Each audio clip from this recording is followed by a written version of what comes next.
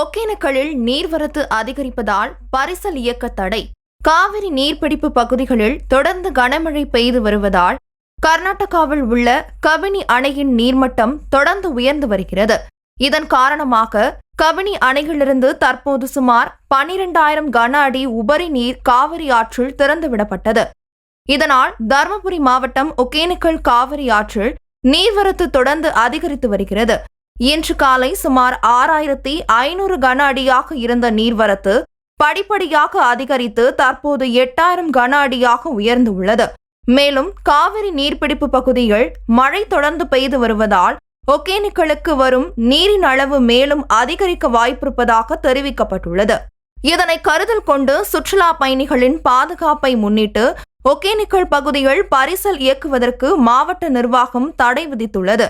மேலும் நீர்வரத்து அதிகரிக்கும் சூழ்நிலை காரணமாக பொதுமக்கள் மற்றும் சுற்றுலா பயணிகள் ஆற்றின் கரையோர பகுதிகளுக்கு செல்லாமல் மாவட்ட நிர்வாகத்தின் பாதுகாப்பு அறிவுறுத்தல்களை பின்பற்ற வேண்டும் என்று கேட்டுக் கொள்ளப்பட்டுள்ளது.